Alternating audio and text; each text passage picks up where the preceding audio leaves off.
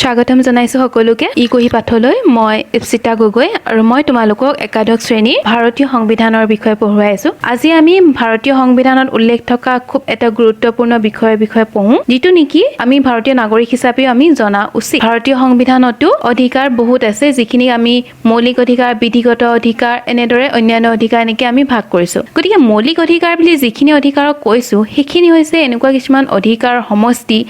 যিখিনিৰ অবিহনে এজন ব্যক্তিয়ে নিজৰ সৰ্বপ্ৰকাৰৰ বিকাশৰ ক্ষেত্ৰত বাধাৰ সৃষ্টি হ'ব পাৰে বা সেইখিনি নহলে বাধাৰ সৃষ্টি হ'ব পাৰে। তাৰমানে সেই মৌলিক অধিকাৰখিনি এজন ব্যক্তিৰ সৰ্বোচ্চ প্ৰকাৰৰ বিকাশৰ ক্ষেত্ৰত সহায় কৰে। গতিকে সেইখিনি আমি মৌলিক অধিকাৰ বুলি সংবিধানত সন্নিৱিষ্ট কৰি ৰাখিছো। এতিয়া মৌলিক অধিকাৰসমূহ আমি আনিছো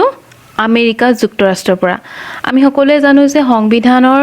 বহুতো বিষয়বস্তু আমি পৃথিৱীৰ অন্যান্য দেশৰ সংবিধানত সন্নিৱিষ্ট থকা কিছুমান বিষয়বস্তুৰ পৰা আমি আনিছো। আমাক যিহেতু সংবিধান প্ৰস্তুত কৰিবলৈ আমি ললো, তেতিয়া আমি এইটোৰ ওপৰত গুৰুত্ব দিলো যাতে এনেকুৱা কিছুমান বিষয়বস্তু আমি সন্নিৱিষ্ট কৰোঁ যিখিনি নেকি আমাৰ দেশখনৰ কাৰণে বা আমাৰ নাগৰিকসকলৰ কাৰণে খুব বেছি ফলপ্ৰসূ হ'ব, মানে ভাল হ'ব। গতিকে তেনেদৰে অধ্যয়ন কৰোঁতে বিভিন্ন দেশৰ সংবিধানসমূহৰ খুব গুৰুত্বপূৰ্ণ কিছুমান বিষয়বস্তু যিখিনি তেওঁলোকৰ দেশত প্ৰযোজ্য বা তেওঁলোকৰ নাগৰিকক দিয়া হৈছে, মানে সেইখিনি সংবিধানত সন্নিৱিষ্ট কৰিছো। আমেৰিকা যুক্তৰাষ্ট্ৰৰ বিল অফ ৰাইটছত যিখিনি মৌলিক অধিকাৰ আছে বা যিখিনি অধিকাৰ দিয়া হৈছে, সেই অধিকাৰসমূহৰ কিছুমান অধিকাৰ আমি আনিছো এই মৌলিক অধিকাৰৰ সন্নিৱিষ্ট কৰিবলৈ। আৰু এটা কথা গুৰুত্বপূৰ্ণ যে মৌলিক অধিকাৰসমূহ বাদযোগ্য বুলি এইকাৰণেই কৈছো কাৰণ মৌলিক অধিকাৰসমূহ আমি আইনৰ জৰিয়তে সুৰক্ষা দিব পাৰো। এতিয়া সুৰক্ষা দিয়াৰ প্ৰয়োজন কি? ধৰি লোৱা অধিকাৰসমূহ দিছে, কিন্তু যদি আমাৰ অধিকাৰসমূহক কোনোবাই খৰ্ব কৰে বা হস্তক্ষেপ কৰে, তেতিয়া আমি আমাৰ অধিকাৰসমূহ কেনেদৰে সুৰক্ষা কৰিম? আৰু সুৰক্ষা কৰাৰ ক্ষমতা সংবিধানে সুপ্ৰিম কোৰ্টক, উচ্চতম ন্যায়ালয় আৰু উচ্চ ন্যায়ালয়ক দিছে। গতিকে উচ্চতম ন্যায়ালয় আৰু উচ্চ ন্যায়ালয়ৰ জৰিয়তে আমি আমাৰ অধিকাৰসমূহ সুৰক্ষা কৰিব পাৰো। গতিকে আমি কৈছো যে মৌলিক অধিকাৰসমূহ বাদযোগ্য। ইয়াতে তোমালোকক মই এটা প্ৰশ্ন সুধিছো মেগনা কাৰ্টাৰ লগত জড়িত। মেগনা কাৰ্টা হৈছে ইংলেণ্ডৰ এখন খুব গুৰুত্বপূৰ্ণ ডকুমেন্টছ, যিখন নেকি 1215 চনত প্ৰস্তুত কৰা হৈছিল। মৌলিক অধিকাৰৰ লগতে এই দলিলখন বা ডকুমেন্টছখন জড়িত হৈ আছে। গতিকে মই তোমালোকক প্ৰশ্ন কৰিব বিচাৰিছো যে আমাৰ এই সংবিধানৰ তৃতীয় অংশটোক আমি মেগনা কাৰ্টাৰ লগত কিয় জড়িত কৰো, সেই বিষয়ে তোমালোকে মোক কমেন্ট বক্সত জনাবা। আমি পঢ়ো যে মৌলিক অধিকাৰ ভাৰতীয় সংবিধানত প্ৰথমতে 7টা আছিল, কিন্তু পিছৰ পৰ্যায়ত ভাৰতীয় সংবিধানখন সংশোধন কৰি 44তম সংশোধন কৰি 1978 চনত সম্পত্তিৰ অধিকাৰ যিটো আছিল সেইটো মৌলিক অধিকাৰৰ পৰা আঁতৰাই আনি বিধিগত অধিকাৰ সন্নিৱিষ্ট কৰা হ'ল। মই আগতে উল্লেখ কৰিছো যে মৌলিক অধিকাৰ বাহিৰে অন্যান্য কিছুমান অধিকাৰো ভাৰতীয় সংবিধানে নাগৰিকসকলক দিছে, যিখিনি বিধিগত অধিকাৰত অন্তৰ্ভুক্ত হৈ আছে। আৰু এটা কথা হ'ল যে কিছুমান মৌলিক অধিকাৰ কেৱল ভাৰতীয় নাগৰিকত্ব থকা ব্যক্তিয়ে উপভোগ কৰিব পাৰে, আৰু কিছুমান মৌলিক অধিকাৰ নাগৰিকেও উপভোগ কৰিব পাৰে আৰু বিদেশীও উপভোগ কৰিব পাৰে। আমাৰ দেশত যিমানবোৰ মানুহ থাকে, সকলোবোৰ মানুহটো ভাৰতীয় নাগৰিকত্ব থকা মানুহ নহয়। ইয়াত কিছুমান বিদেশী মানুহো আহে বিভিন্ন কাৰণত, পঢ়া শুনাৰ ক্ষেত্ৰত হওক বা ব্যৱসায় বাণিজ্যৰ ক্ষেত্ৰত হওক, বা কেতিয়াবা তেওঁলোক ফুৰিবলৈ বুলি আহিল, এনেকুৱা মানুহো ইয়াত থাকে। গতিকে সেইখিনি সময়ত যেতিয়া তেওঁলোক আমাৰ দেশত আছে, তেওঁলোকৰো কিছুমান সুৰক্ষা দিয়াটো আমাৰ দেশৰ কৰ্তব্য। গতিকে কিছুমান মৌলিক অধিকাৰ বিদেশীকো প্ৰদান কৰা হৈছে। অনুচ্ছেদ 15, 16, 19, 29 আৰু 30 নম্বৰ অনুচ্ছেদত যিকেইটা মৌলিক অধিকাৰ উল্লেখ কৰা হৈছে, সেইকেইটা কেৱল ভাৰতীয় নাগৰিকত্ব থকা ব্যক্তিয়ে উপভোগ কৰিব পাৰিব, আৰু তাৰ বাহিৰে অন্যান্য মৌলিক অধিকাৰসমূহ নাগৰিকৰ বাহিৰেও বিদেশীও উপভোগ কৰিব পাৰিব। অন্য এটা গুৰুত্বপূৰ্ণ কথা হৈছে যে মৌলিক অধিকাৰসমূহ কেতিয়াও এবচলিউট নহয়, মানে মৌলিক অধিকাৰসমূহত এনেকুৱা নহয় যে তাত কোনো বাধা নাথাকিব। বিনা কাৰণত কোনেও হস্তক্ষেপ কৰিব নোৱাৰে এজন ব্যক্তিৰ মৌলিক অধিকাৰত, কিন্তু যদি যুক্তিসংগত কিবা কাৰণ থাকে, যদি দেখা যায় যে এজন ব্যক্তিয়ে তেওঁৰ মৌলিক অধিকাৰ উপভোগ কৰোঁতে অন্য ব্যক্তি বা আমাৰ সমাজখনক বা দেশৰ কাৰণে তেওঁ এটা ভয়ৰ সৃষ্টি কৰিছে, যিটো এটা ভাবুকিৰ সৃষ্টি কৰিছে, তেন্তে তেওঁ মৌলিক অধিকাৰ উপভোগ কৰাৰ ক্ষেত্ৰত বাধা প্ৰদান কৰিব পৰা যায়, যিটো নেকি যুক্তিসংগত। গতিকে মৌলিক অধিকাৰসমূহ কেতিয়াও বাধাহীন নহয়। আৰু এটা প্ৰশ্ন মই তোমালোকক ইয়াতে এৰিছো তোমালোকৰ বাবে, সেইটো হৈছে যে 44তম সংবিধান সংশোধনী যেতিয়া হৈছিল, তেতিয়া ভাৰতত কোনটো ৰাজনৈতিক দলে শাসনত আছিল? তোমালোকে এই বিষয়ে মোক কমেন্ট বক্সত জনাবা। ইয়াৰ পিছত আমি আহো কোনকেইটানো মৌলিক অধিকাৰত সন্নিৱিষ্ট কৰা হৈছে, অধিকাৰসমূহ কি কি? আমি মৌলিক অধিকাৰ 6টা পাইছো। প্ৰথমটো হৈছে সমতাৰ অধিকাৰ, যিটো নেকি অনুচ্ছেদ 14 পৰা 18 লৈকে উল্লেখ কৰা হৈছে। দ্বিতীয়টো হৈছে স্বাধীনতাৰ অধিকাৰ, যিটো হৈছে অনুচ্ছেদ 19 পৰা 22 লৈকে অন্তৰ্ভুক্ত কৰা হৈছে। 3 নম্বৰটো হৈছে শোষণৰ বিৰুদ্ধে অধিকাৰ, অনুচ্ছেদ 23 আৰু 24 আছে। 4 নম্বৰটো হৈছে ধৰ্মীয় অধিকাৰ, অনুচ্ছেদ 25 আৰু 28ত আছে। তাৰ পিছত আছে সাংস্কৃতিক আৰু শিক্ষাৰ অধিকাৰ অনুচ্ছেদ 29 আৰু 30 আৰু লাষ্টত হৈছে সাংবিধানিক প্ৰতিকাৰৰ অধিকাৰ হেতু হৈছে অনুচ্ছেদ 32ত উল্লেখ কৰা হৈছে। প্ৰথমতে আহিলো আমি সমতাৰ অধিকাৰ। সমতাৰ অধিকাৰ হৈছে মানে যে আমি সমাজত সকলো ব্যক্তিৰ মাজতে সমতাৰ সৃষ্টি কৰিব বিচাৰিছো। তাৰ মানে সকলোকে সমানে আমি সমান বুলি আমি ক'ব বিচাৰিছো। গতিকে সমতাৰ অধিকাৰত এনেকুৱা কিছুমান অধিকাৰ দিয়া হৈছে যাৰ জৰিয়তে মানুহৰ মাজত বিভেদৰ সৃষ্টি নহব আৰু তেওঁলোকৰ মাজত সমতাৰ সৃষ্টি হ'ব। অনুচ্ছেদ 14ত কোৱা হৈছে যে ৰাজ্যত আইনৰ দৃষ্টিত প্ৰত্যেকজন ব্যক্তি সমানে হ'ব বা আইনে সকলোকে সমানে সুৰক্ষা প্ৰদান কৰিব, যাতে আমি দেশত মানুহৰ মাজত সমতাৰ সৃষ্টি কৰিব পাৰোঁ আইনৰ জৰিয়তে। এতিয়া আইনৰ জৰিয়তে কেনেকৈ সুৰক্ষা দিব, ইয়াতে দুটা কথা আছে। এটা হৈছে আইনৰ দৃষ্টিত সকলো সমান আৰু আন এটা আছে আইনে সকলোকে সমান পৰিস্থিতিত সমান সুৰক্ষা প্ৰদান কৰে। প্ৰথমতে যিটো কথা কৈছোঁ যে আইনৰ দৃষ্টিত সকলো সমান, সেইটো আমি লৈছোঁ ব্ৰিটেইনৰ সংবিধানৰ পৰা, আৰু যিটো কৈছোঁ যে আইনে সকলোকে সমান পৰিস্থিতিত সমান সুবিধা প্ৰদান কৰে, সেইটো আমি লৈছোঁ আমেৰিকা যুক্তৰাষ্ট্ৰ। এই কথাটো যদি বুজিবলৈ যাওঁ আমি, ইয়াতে তোমালোকে এই ছবিখনলৈ চাব পাৰা। ইয়াত তিনিটা ল'ৰাই খেল উপভোগ কৰিছে। প্ৰথমখন ছবিৰ কথা কৈছোঁ। খেলখন উপভোগ কৰাত কাৰোবাৰ হয়তো সুবিধা হৈছে, কাৰোবাৰ হয়তো অসুবিধা হৈছে। প্ৰথমজন ল'ৰা তেওঁৰ উচ্চতা আছে, তেওঁ ওখ হয়, গতিকে তেওঁ খেলখন উপভোগ কৰাত বিশেষ অসুবিধা নহ'ব। কিন্তু যিজন 3 নম্বৰ ল'ৰা তেওঁ যথেষ্ট চাপৰ, গতিকে তেওঁ খেলখন এইফালৰ পৰা চাবলৈ হয়তো অসুবিধাৰ সৃষ্টি হ'ব পাৰে। কিন্তু যেতিয়া আমি কওঁ যে আইনে সকলোকে সমানেই সুৰক্ষা প্ৰদান কৰে, এই তিনিটা স্তম্ভক তোমালোকে আইনে সকলোকে সমান সুৰক্ষা দিছে বুলি ধৰি ল'ব পাৰা। কাৰণ সকলোকে এটা এটা দিছে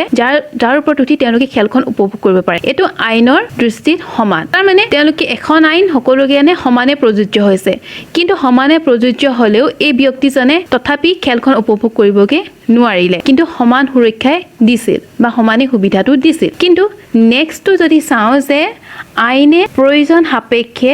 সমান পৰিস্থিতিত সমান সুবিধা প্ৰদান কৰে। এই দ্বিতীয় ছবিখনলৈ যদি চাওঁ, কেইখন ছবি তিনিটা ল'ৰা খেল উপভোগ কৰিছে। প্ৰথম ল'ৰাটোৰ যিহেতু ওখ আছিল, গতিকে তেওঁ বিশেষ বেলেগ এটা সুবিধাৰ তেওঁক প্ৰয়োজন নাছিল, কাৰণ তেওঁ ইতিমধ্যে ওখ যে তেওঁ এইফালৰ পৰা খেলখন চাব পাৰে। 2 নম্বৰজনক অলপ সুবিধাৰ প্ৰয়োজন আছিল আৰু 3 নম্বৰজনক যথেষ্ট সুবিধাৰ প্ৰয়োজন আছিল তেওঁ খেলখন উপভোগ কৰাৰ ক্ষেত্ৰত। গতিকে 2 নম্বৰ কথাটোত কি হ'ব, যেতিয়া আইনে সমান সুৰক্ষা প্ৰদান কৰে, সম সুবিধা প্ৰদান কৰে, তাৰ মানে কি এইখিনিত যাক অত্যন্ত প্ৰয়োজন আছিল সুবিধাটো তেওঁক বেছি সুবিধা দিয়া হ'ল, আৰু যাক সুবিধাৰ প্ৰয়োজন নাছিল তেওঁক সুবিধা প্ৰদান কৰা নহ'ল। কিন্তু আটাইকেইজন ল'ৰাই খেলখন সমানেই উপভোগ কৰিব পালে। গতিকে কি কোৱা হৈছে যে যাক সুবিধাৰ প্ৰয়োজন তাক সুবিধা প্ৰদান কৰি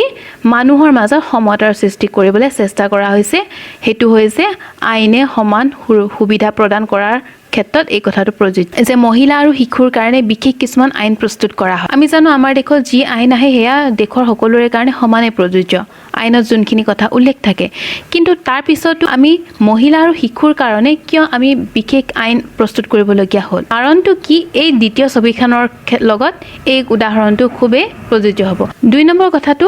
অনুচ্ছেদ 15ত যিটো উল্লেখ আছে তাত কি কোৱা হৈছে যে ৰাজ্য এখনে কেতিয়াও নাগৰিকৰ মাজত ধৰ্ম, জাতি, লিংগ আৰু জন্মস্থানৰ ভিত্তিত বিভেদৰ সৃষ্টি কৰিব নোৱাৰে। ৰাজ্যই যি কাম কৰে, যি সুবিধা প্ৰদান কৰে, সেইখিনিৰ কাৰণে নাগৰিকৰ মাজত তেওঁলোকে বিভেদ আনিব নোৱাৰে। আৰু বিভেদ কি কি কাৰণত আনিব নোৱাৰিব তাৰ ভিত্তিখিনি সংবিধানত উল্লেখ কৰা হৈছে। 4টাই ভিত্তি আছে: ধৰ্ম, জাতি, লিংগ আৰু জন্মস্থান। এইকেইটাৰ ভিত্তিত কোনো ধৰণৰ বিভেদৰ সৃষ্টি কৰিব নোৱাৰিব চৰকাৰে। আৰু 15 নম্বৰ অনুচ্ছেদটো কেৱল নাগৰিকৰ কাৰণে প্ৰযোজ্য, কিন্তু 14 নম্বৰ অনুচ্ছেদটো নাগৰিক আৰু বিদেশীৰ কাৰণেও প্ৰযোজ্য হয়। এতিয়া ইয়াতে তোমালোকক এটা মই প্ৰশ্ন সুধিছোঁ। মণ্ডল কমিশ্যন এখন আছে আমাৰ ভাৰতত, মণ্ডল কমিশ্যন এখন আছিল। গতিকে মই তোমালোকক প্ৰশ্ন কৰিছোঁ যে মণ্ডল কমিশ্যনখন কিহৰ কাৰণে ভাৰতত এপইণ্ট কৰা হৈছিল বা নিয়োগ কৰা হৈছিল? তোমালোকে সেই বিষয়ে অলপ চাই পেলাই মোক কমেণ্ট বক্সত জনাবা। তাৰ পিছৰ মৌলিক অধিকাৰ যদি আমি চাওঁ, সেইটো হৈছে 16 নম্বৰ অনুচ্ছেদত যিটো উল্লেখ আছে, চৰকাৰে যিখিনি নিয়োগৰ সুবিধা বা অন্যান্য সুবিধা দিব সেইখিনি কাৰণে সকলোৰে কাৰণে সমানে থাকিব। এতিয়া ধৰি লোৱা চৰকাৰে কিবা এটা বিজ্ঞাপন দিছে চাকৰিৰ কাৰণে। এতিয়া সেই বিজ্ঞাপনটোত চৰকাৰে কেতিয়াও এইটো উল্লেখ কৰিব নোৱাৰিব যে সেই চাকৰিটো কেৱল কোনোবা এটা নিৰ্দিষ্ট শ্ৰেণীৰ মানুহেহে তাত তেওঁলোকে এপ্লাই কৰিব পাৰিব বা তাত নিয়োগ কৰা হ'ব তেওঁলোকক, কাৰণ সেইটোৱে মানুহখিনিৰ মাজত বিভেদৰ সৃষ্টি কৰিব আৰু যাৰ জৰিয়তে আমি সমতা ৰক্ষা কৰাৰ ক্ষেত্ৰত বাধা আহি পৰিব। গতিকে 16 নম্বৰ অনুচ্ছেদত কোৱা হৈছে যে চৰকাৰে যি সুবিধা প্ৰদান কৰিব সেয়া সকলোৰে কাৰণে সমানে হ'ব লাগিব 17 নম্বৰ অনুচ্ছেদত কোৱা হৈছে যে যি অস্পৃশ্যতাৰ ধাৰণা আছিল আমাৰ সমাজত অস্পৃশ্যতাৰ ধাৰণাটো আমি সমাজৰ পৰা নাইকিয়া কৰিব লাগিব কাৰণ কিয় অস্পৃশ্যতাৰ ধাৰণাই সমাজত সমতা ৰক্ষা কৰাত বাধাৰ সৃষ্টি কৰে অস্পৃশ্যতা যেটো আমি জানো যে আগতে আমাৰ সমাজ ব্যৱস্থাটোত এনেকুৱা আছিল যে উচ্চ জাতি নিম্ন জাতি এনেকে ভাগ আছিল আৰু যিখিনি দলিত শ্ৰেণীৰ মানুহ আছিল তেওঁলোকক পৰখ কৰাটো পাপ বুলি ভাবিছিল উচ্চ শ্ৰেণীৰ মানুহখিনি গতিকে সেই দলিত শ্ৰেণীৰ মানুহখিনিক যেটো তেওঁলোকক অৱজ্ঞা কৰা হৈছিল সেইখিনিৰ জৰিয়তে কি হয় সমাজত সমতাৰ সৃষ্টি নাছিল এখিনি উচ্চ শ্ৰেণীৰ মানুহ আছিল এখিনি নিম্ন শ্ৰেণীৰ মানুহ আছিল তেওঁলোকে সকলো সুবিধা নাপায় নিম্ন শ্ৰেণীৰ মানুহখিনি গতিকে তেওঁলোক আগবাঢ়ি যোৱাত অসুবিধাৰ সৃষ্টি হয় এই অস্পৃশ্যতাৰ ধাৰণাটো সমাজৰ পৰা নাইকিয়া কৰিবৰ কাৰণে 17 নম্বৰ অনুচ্ছেদটো সংবিধানত অন্তৰ্ভুক্ত কৰা হৈছে লাষ্টৰ যেটো অনুচ্ছেদ সমতাৰ ক্ষেত্ৰত হেতু হৈছে যে চৰকাৰ এখনে শিক্ষা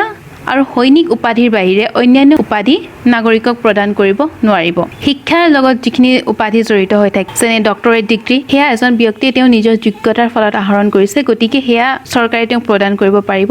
বা সৈনিকক যিখিনি উপাধি দিয়া হয় মেজৰ কেপ্টেইন এনেকুৱা কিছুমান তেওঁলোকৰ উপাধি থাকে ন যিখিনি তেওঁলোকে নামৰ আগত লিখিব পাৰে সেইখিনি উপাধি তেওঁলোকক চৰকাৰে দিব পাৰিব কিন্তু আগতে যেটো সমাজ ব্যৱস্থাত আছিল ৰায় বাহাদুৰ বা জমিদাৰী এনেকুৱা কিছুমান উপাধি তেওঁলোকে নামৰ আগত লিখে ধৰি লোৱা তেওঁলোক সমাজৰ উচ্চ শ্ৰেণীৰ মানুহ বা তেওঁলোকৰ মাটিৰ মালিকী স্বত্ব আছে তেওঁলোকৰ বিশেষ ক্ষমতা আছে তেনেকুৱা ক্ষেত্ৰত তেওঁলোকে কিছুমান উপাধি লিখে যিখিনি জৰিয়তে সমাজৰ বাকি মানুহখিনিৰ পৰা তেওঁলোক উচ্চ স্থানত গুচি যায় আৰু তাৰ জৰিয়তে কি হয় মানুহখিনিৰ মাজত সমতাটো ৰক্ষা নহয় এটা পাৰ্থক্য আহি পৰে গতিকে সেই পাৰ্থক্যটো যাতে নাহে যে কোনবা উচ্চ কোনবা নিম্ন কোনবা উচ্চ জাতি কোনবা নিম্ন জাতি কোনবাই বিশেষ সুবিধা লাভ কৰিব কোনবাই সুবিধা লাভ নকৰিব সেইখিনি নাইকিয়া কৰি সমতা সৃষ্টি কৰিবৰ কাৰণে 18 নম্বৰ অনুচ্ছেদত এই কথাখিনি উল্লেখ কৰা হৈছে এতিয়া আমি নেক্সট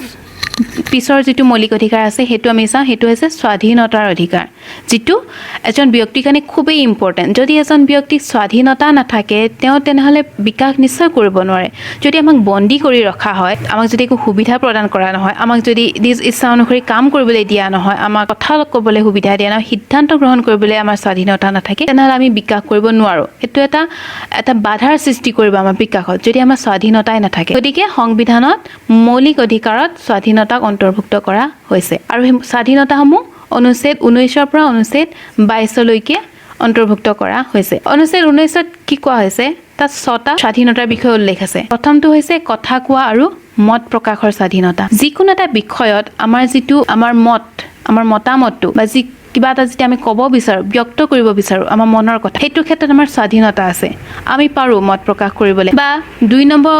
স্বাধীনতাটো হৈছে যে ভাৰতীয় নাগৰিকসকলে কোনোবা এটা ঠাই শান্তিপূৰ্ণভাৱে অস্ত্ৰ-শস্ত্ৰ নোলোৱাকৈ তেওঁলোকে এটা ঠাইত সমবেত হ'ব পাৰে 3 নম্বৰ স্বাধীনতাটো হৈছে যে ভাৰতীয় নাগৰিকসকলে কিবা এটা উদ্দেশ্যৰ কাৰণে সংগঠন বা সংস্থা তেওঁলোকে গঠন কৰিব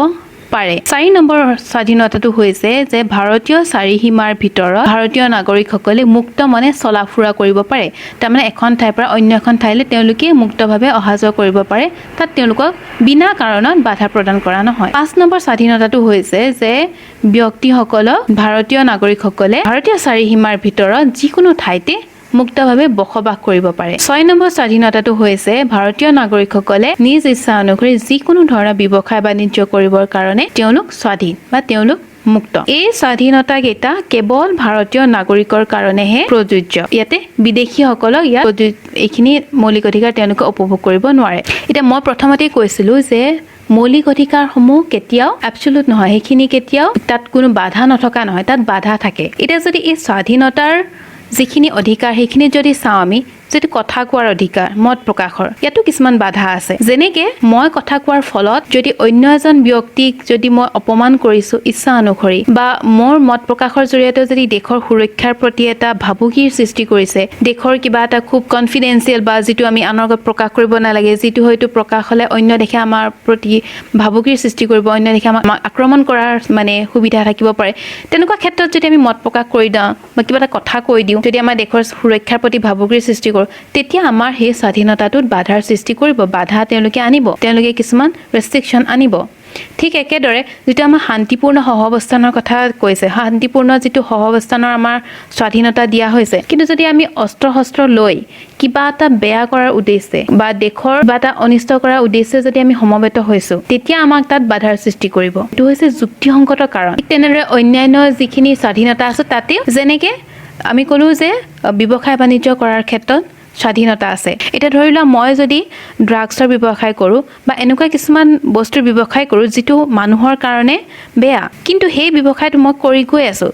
মই ইয়াতে ক'ব নোৱাৰোঁ যে মোৰ স্বাধীনতা আছে, মই যি ব্যৱসায় কৰিব বিচাৰোঁ মোৰ কথা নহয়। সংবিধানত উল্লেখ আছে যদি মই কৰা ব্যৱসায়টোৰ ফলত যিটো উপাৰ্জনৰ পথ মই লৈছোঁ, সেই উপাৰ্জনৰ পথটোত যদি অন্যৰ কাৰোবাৰ বেয়া হয়, অনিষ্ট হয়, তেনেহ'লে মোৰ সেই স্বাধীনতাটোত বাধা আৰোপ কৰা হ'ব। সেইটো যুক্তিসংগত, কাৰণ তাত মই মোৰ স্বাধীনতাটো মই উপভোগ কৰিবলৈ আদালতৰ কাষ চাপিব নোৱাৰোঁ, কাৰণ মোৰ স্বাধীনতাৰ অধিকাৰ উপভোগে অন্য কাৰোবাৰ অনিষ্ট সাধন কৰিছে। তাৰ পিছৰ যিটো অনুচ্ছেদ আছে, অনুচ্ছেদ 20, কোনো লোকক যেতিয়া আটক কৰা হয় তেতিয়া কেনেকুৱা ধৰণৰ সুৰক্ষা প্ৰদান কৰা হ'ব সেই বিষয়ে অনুচ্ছেদ 20ত উল্লেখ কৰা আছে। সেইটো বিদেশী আৰু নাগৰিক দুয়োটাৰ কাৰণে প্ৰযোজ্য। এতিয়া 20 নম্বৰ অনুচ্ছেদত কোৱা হৈছে যে কোনো লোককে আইন অমান্য কৰাৰ বাহিৰে আন কোনোবা কাৰণত আটক কৰিব নোৱাৰিব,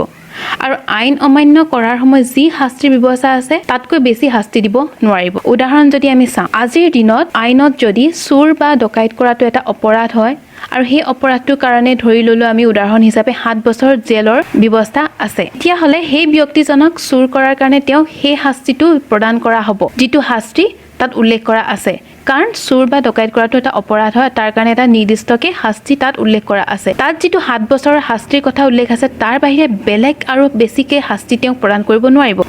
দ্বিতীয় কথাটো আছে যে কোনো লোককে একেটা দোষতে এবাৰতকৈ বেছি শাস্তি দিব নোৱাৰিব। ধৰি ল'লে এজন ব্যক্তিয়ে তেওঁ ডকাইত কৰিছিল, তেওঁ সেইটোৰ কাৰণে 7 বছৰ তেওঁক জেল দিয়া হ'ল, তেওঁ 7 বছৰ জেললৈ গ'ল, তাৰপিছত তেওঁ ঘূৰি আহিলে, আকৌ তেওঁ সেই একেটা অপৰাধৰ কাৰণে যিটো তেওঁ আগতে অপৰাধ কৰিছিল ডকাইত কৰাটো, সেইটো অপৰাধৰ কাৰণে আকৌ তেওঁক 7 বছৰৰ কাৰণে জেললৈ পঠিয়াব নোৱাৰে। 3 নম্বৰ কথাটো কোৱা হৈছে ইয়াত যে কোনো লোককে তেওঁ নিজৰ বিৰুদ্ধে সাক্ষী দান দিবলৈ বাধ্য কৰাব নোৱাৰিব। এজন ব্যক্তি যদি আটক কৰি লৈ যোৱা হয়, তেওঁক যদি জেলত ৰখা হয়, তাত তেওঁক জোৰ কৰিব নোৱাৰিব বা বাধ্য কৰাব নোৱাৰিব যে তেওঁ সেই অপৰাধটো কৰিছে বুলি তেওঁ নিজৰ সপক্ষে সাক্ষী প্ৰদান কৰিব। গতিকে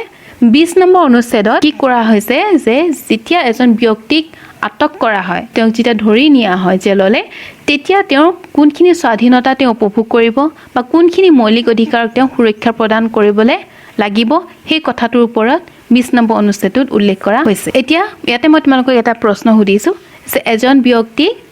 দুবাৰ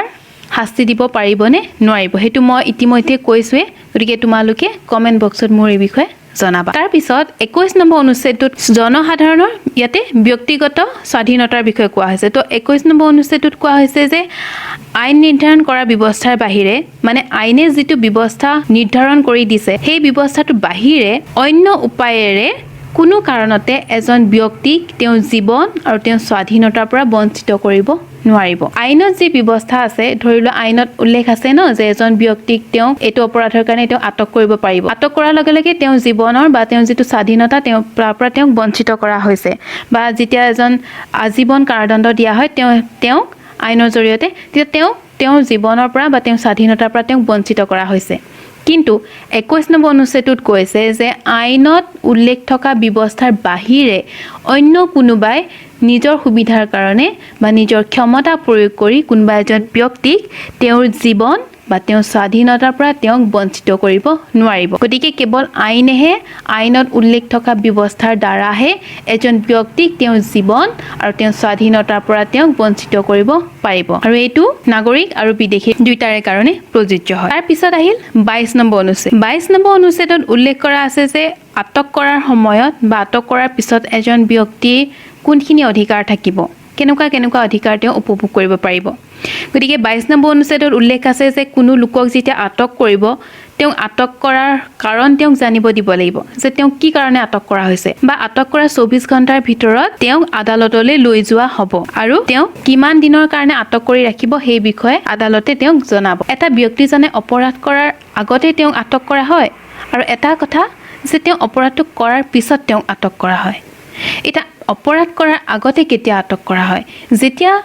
ধৰি লোৱা এজন ব্যক্তিৰ তেওঁ কাম কাজ, তেওঁ চাল চলন, তেওঁ ব্যৱহাৰ, এনেকুৱা কিছুমান কথা ফুটি উঠিছে যে সেই ব্যক্তিজনে কিবা এটা অপৰাধ কৰিবলৈ গৈ আছে, তেওঁ সন্দেহ কৰা হৈছে যে তেওঁ এটা অপৰাধ কৰিবলৈ গৈ আছে, তেতিয়া সেই অপৰাধটো ৰোধ কৰিবৰ কাৰণে, সেই ব্যক্তিজনক বাধা দিবৰ কাৰণে তেওঁক আটক কৰি ৰখা হয়, যাতে তেওঁ সেই কামটো কৰিবগে নোৱাৰে হেতু হৈছে অপৰাধটো কৰাৰ আগতে তেওঁ আটক কৰা হয় আৰু তাৰো কিছুমান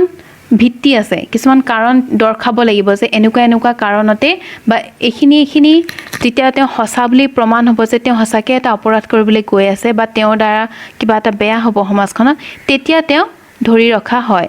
নিৰ্দিষ্ট সময়ৰ কাৰণে তেওঁ বন্দী কৰি ৰখা হয় আটক কৰি ৰখা হয়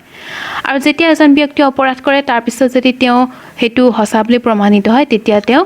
আটক কৰা হয় বা তেওঁ বন্দী কৰি ৰখা হয় বা আটক কৰি নিয়া হয় এতে মই তোমালোকক এটা প্ৰশ্ন সুধো আমি সকলোৱে জানো যে অখিল গগৈ কৃষক মুক্তি সংগ্ৰাম সমিতিৰ জন নেতা তেখেতক এতিয়া আটক কৰি ৰখা হৈছে এই যেটো অনুচ্ছেদৰ মই কথা ক'লো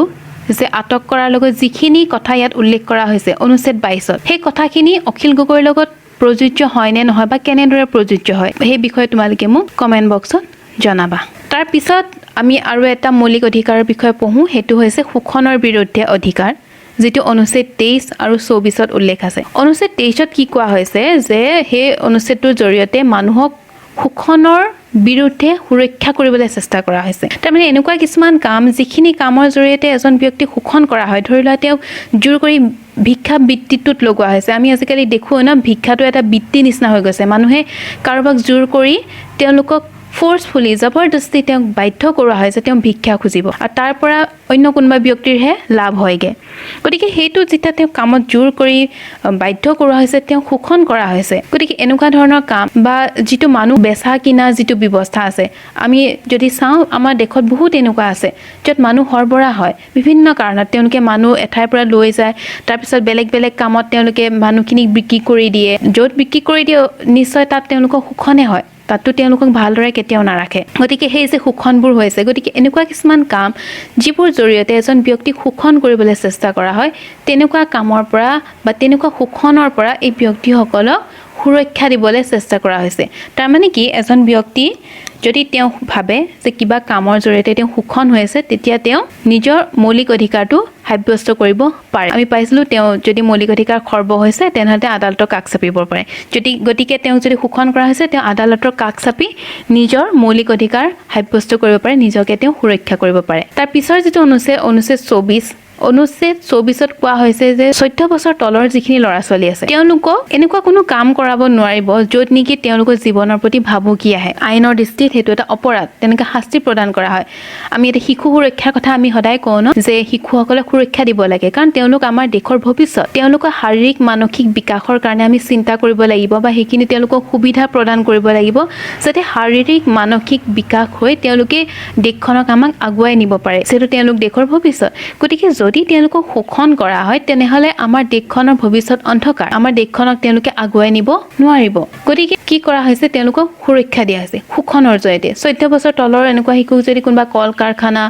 বিশেষকে যেতিয়া কয়লাৰ যিবোৰ খনি আছে কয়লাৰ যিবোৰ কাৰখানা আছে তাত ইমান বেছি কষ্টকৰ কাম হেখিনি তাত যদি কোনোবা শিশুক কামত নিয়োগ কৰা হৈছে তেওঁলোকে তাত কেতিয়াও বিকাশ কৰিব নোৱাৰে তেওঁলোকে তাত যথেষ্ট কষ্ট পাইছে তেওঁলোকৰ শাৰীৰিক বিকাশ নহয় তেওঁলোকৰ মানসিক বিকাশ নহয় গতিকে অনুচ্ছেদ 24ৰ জৰিয়তে কি কৰা হৈছে সেই শিশুসকলক সুৰক্ষা দিবৰ কাৰণে শোষণৰ বিৰুদ্ধে এই অনুচ্ছেদটো সংবিধানত অন্তৰ্ভুক্ত কৰা হৈছে এতিয়া ইয়াতে মই তোমালোকক এটা প্ৰশ্ন সুধিছো does helping your parents at home amount to violation of child labour তেওঁলোকক শিশু শ্ৰমিক বা হেতুৱে তেওঁলোকৰ এই অধিকাৰটো তেওঁলোকক ভংগ কৰিছে বুলি ভাবা নেকি সেই বিষয়ে তোমালোকে মোক